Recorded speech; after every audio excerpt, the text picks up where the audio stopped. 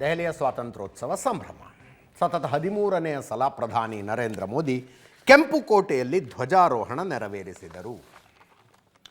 Military ಬ್ಯಾಂಡ್ನಲ್ಲಿ ಜನಗಣ ಮನದಷ್ಟೇ ಚಂದಾಗಿ ವಂದೇ ಮಾತರಂ ಮೊಳಗಿತು.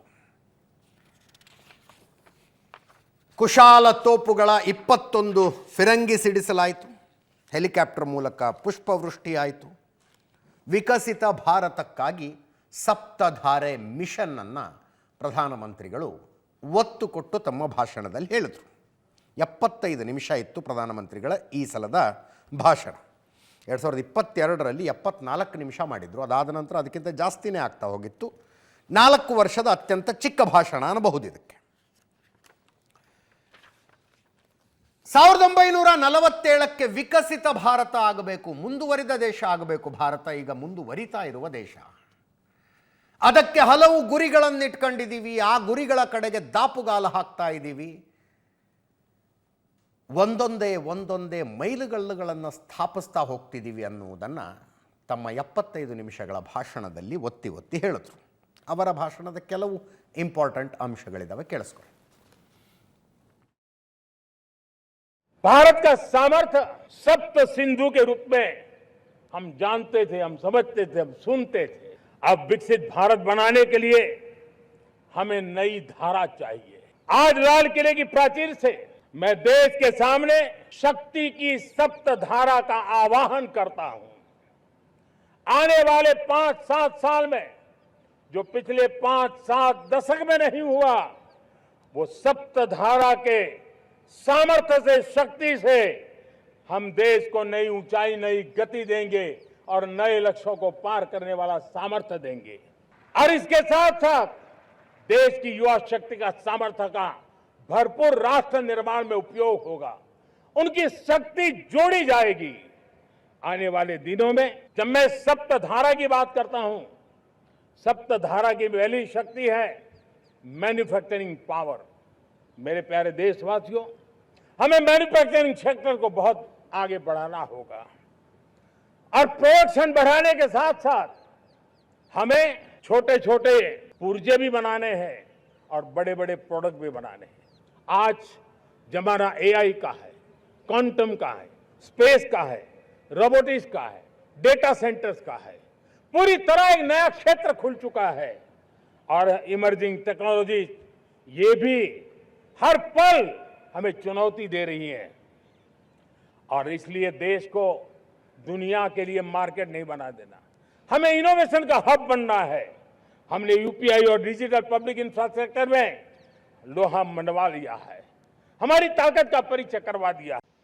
पिछले 10-12 वर्ष में कितने संकटों का सामना करना. कोरोना से बाहर निकले, युद्ध की विभीषा की खबरें आने लगी.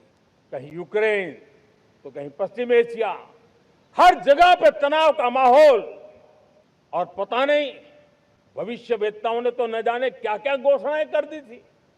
देश को डराना, देश को भयभीत रखना, देश को चिंतित रखना, इसी में कुछ लोगों को आनंद आता है. वैक्सीन नहीं मिलेगी, कोविड में लोग बचेंगे नहीं, कुछ भी नहीं होने वाला. वेस्ट एशिया का क्राइसिस आया, पेट्रोल पंप पे पेट्रोल नहीं मिलेगा, गैस नहीं मिलेगा, डीजल नहीं मिलेगा, फर्टिलाइजर नहीं मिलेगा. सारी दुनिया भर की अफवाहें फैला करके भारत के लोगों को भयभीत करने का, डराने का, चिंता के अंदर डुबो देने का कुछ लोगों को आनंद आ रहा था. लेकिन देश ने देख लिया कि पिछले 10-12 साल की सुविचारित योजनाएं रंग ला रही है और हम इतने बड़े संकट के बावजूद भी नागरिक देवो भव के मंत्र को लेकर के जीते हुए भारत ने जो तैयारियां की थी, एक के बाद एक कदम उठाया था, एक बहुत बड़ा सपना देखा, दृढ़ संकल्प के साथ देखा है, नई ऊंचाइयों को छूने के लिए देखा. और वो सपना है जब आजादी के 100 साल होंगे, 2047 में हम विकसित भारत बना के रहेंगे. 140 करोड़ देशवासियों के पुरुषार्थ से लक्ष्य को हमें हासिल करना है. और जब दुनिया की सबसे बड़ी आबादी वाला देश विकसित होने का संकल्प लेता है, तो ये दुनिया की नजरों में भी हमारे साहस का परिचायक बन जाता है। लाल किले से मैं देश के नौजवानों के लिए घोषणा करना चाहता हूं। हमने तय किया है कि आने वाले 1 वर्ष में 1 करोड़ युवाओं को एआई स्किल के लिए ट्रेनिंग देने का हम काम करेंगे, ताकि हमारा देश का नौजवान एआई की दुनिया में भी नेतृत्व करने का सामर्थ्य हमारे मध्यम वर्गीय परिवारों के सामने एक बहुत बड़ा बोझ बन चुका है। कोचिंग क्लासेस की स्पर्धा, हर माँ बाप को लग रहा है कि कोचिंग क्लास में बच्चे को नहीं भेजा तो हम प्रतिष्ठित परिवार नहीं है।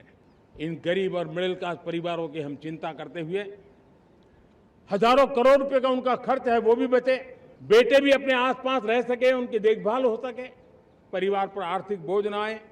और इसलिए हमने युवाओं के लिए विभिन्न परीक्षाओं की फ्री ऑनलाइन कोचिंग हमने करने का निर्णय किया है। डिजिटल पब्लिक इंफ्रास्ट्रक्चर है, हमारे पास उत्तम टैलेंट है, टीचर्स हैं, उन संसाधनों को जोड़ करके हम देश के नौजवानों को फ्री कोचिंग देने का एक पूरा नेटवर्क हम खड़ा करने वाले हैं।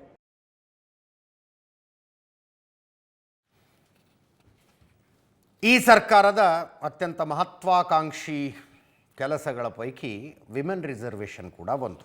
ಮಹಿಳೆಯರಿಗೆ ವಿಧಾನಸಭೆ ಮತ್ತು ಲೋಕಸಭೆಯಲ್ಲಿ 33% ಮೀಸಲಾತಿ ಕೊಡಬೇಕು ಅಂತ. ಅದರ ಬಿಲ್ ಮಂಡಿಸ್ತೀವಿ, ವಿರೋಧ ಪಕ್ಷಗಳ ದಯವಿಟ್ಟು ಬೆಂಬಲಿಸಿ, ಅದರ ಕ್ರೆಡಿಟ್ ಬೇಕಿದ್ರೆ ನೀವೇ ತಗೊಳ್ಳಿ ಅಂದರು. ಮಹಿಳಾ ಮೀಸಲಾತಿ ವಿಧೇಯಕದ ಬಗೆಗಿನ ಮಾತು ಕೇಳಿಸ್ಕೊಳ್ಳಿ. मैं देश के सभी राजनीतिक दलों से आज लाल किले की प्राचीर से तिरंगे झंडे की छाया में खड़े होकर के प्रार्थना करता हूं, आग्रह करता हूं, आइए उन महिलाओं के सामर्थ्य के पुजारी बनिए, उन महिलाओं के सम्मान में आगे आइए और जल्द से जल्द हमारी माताओं बहनों को 33% विधानसभा और लोकसभा में उनको प्रतिनिधित्व मिले। वे भारत की नीति घड़तर के अंदर अपना योगदान दे। समय की मांग है और मैं सभी राजनीतिक दलों से फिर से आग्रह करता हूं, आइए महिला आरक्षण लागू करके महिला सम्मान में आप भी जुड़िए, आप भी यश लीजिए, आप भी क्रेडिट लीजिए, लेकिन मेरी माताओं बहनों को हक दीजिए।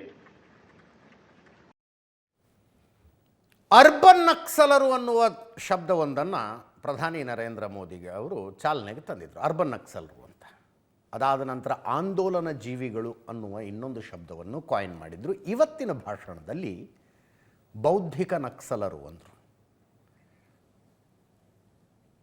ದಿಮಾಗಿ ನಕ್ಸಲ್ ಅಂದರೆ ತಮ್ಮ ಮಾತು, ಅರ್ಥ ಮಾಡ್ಕೊಂಡಿದ್ದು ನಾನು, ತಮ್ಮ ಮಾತು, ಬರವಣಿಗೆ ಇತ್ಯಾದಿಗಳ ಮೂಲಕ ಸಮಾಜದಲ್ಲಿ ಒಂದು ಅರಾಜಕತೆ, ಒಂದು ಹಿಂಸಾತ್ಮಕ ವಾತಾವರಣವನ್ನು ಸೃಷ್ಟಿಸುವ ಪ್ರಯತ್ನ ಮಾಡ್ತಾ ಇರ್ತಾರೆ.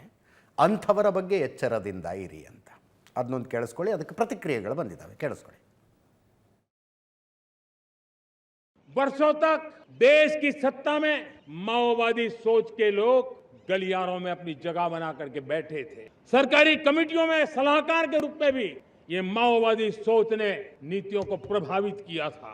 मेरे प्यारे देशवासियों, जंगलों में हमें हथियारी नक्सलों का खात्मा बुलाने में, उस संकट से देश को मुक्त कराने में सफलता मिली है। लेकिन हथियारी नक्सल तो गए, लेकिन दिमागी नक्सल, ये दिमागी नक्सल मौके की तलाश में है, हिंसा अराजकता के वो रास्ते खोज रहे हैं, समाज को गलत राह पर घसीटने के लिए भांति भांति के दांव कर रहे हैं। इन दिमागी नक्सलियों को पहचानना होगा, इन दिमागी नक्सलियों को आइसोलेट करना होगा और राष्ट्र को विकसित राष्ट्र बनाने की मुख्य धारा की ओर देश की युवा पीढ़ी को जोड़ना होगा।